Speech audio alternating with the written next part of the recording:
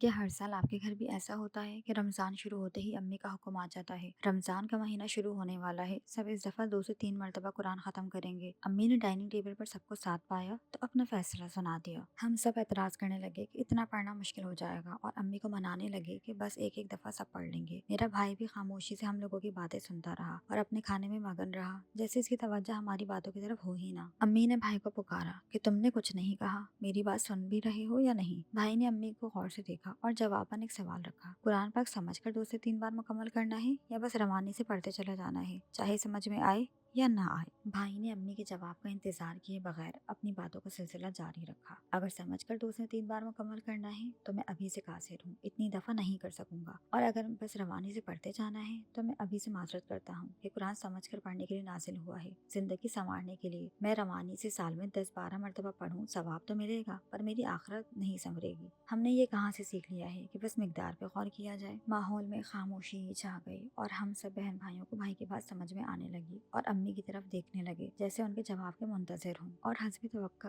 امی نے فوراً سے بھائی کی بات سے اتفاق نہیں کیا اور اپنا نظریہ بھی پیش کیا کہ ہاں ٹھیک ہے، سمجھ کر بھی پڑھو، پر رمضان میں زیادہ پڑھنا چاہیے، ثواب بھی ملتا ہے، اور اسے رمضان کے مہینے میں ہی تو قرآن نازل ہوا تھا۔ اعتراضاً بھائی نے بھی اپنے نظریے کا دفاع کیا اور قرآن و حدیث کے دلائل دیے، لیکن امی کے بھی اتنے سالوں کے بنائے ہوئے نظریات کہاں اتنی جلدی بدلنے تھے۔ بہرحال ہم بہن بھائیوں نے بھی امی کے سامنے بھائی کی حمایت کی کہ بھلے ایک سپارہ ہی پڑھیں یا ایک سورت، پر سمجھ کر غور و فکر کر کے ہی پڑھیں گے۔ امی آگے سے کچھ نہ کہہ سکیں کیونکہ امی کے پاس دلائل مضبوط کرنے کے لیے صرف من گھڑت باتیں تھیں، اور بھائی کے پاس قرآن و حدیث جو ہر دلیل پر بھاری ہیں۔ اس کا میسج سمپل ہے کہ ضروری نہیں کہ ہر بار پیرنٹس ہی ٹھیک ہوں، بچوں کی باتوں کو بھی غور سے سننا چاہیے، وہ بھی ہماری اصلاح کر سکتے ہیں، اور یہ بھی ضروری نہیں کہ بات سے فوراً اتفاق کیا جائے، پر یہ سوچ کر بھی بحث نہ کریں کہ ہمارے بچے ہماری اصلاح کیسے کر سکتے ہیں۔ کبھی آپ نے اپنے پیرنٹس کی اصلاح کی ہے یا پیرنٹس نے اپنے بچوں سے کچھ سیکھا ہے؟ تو کمنٹس میں ضرور بتائیے گا۔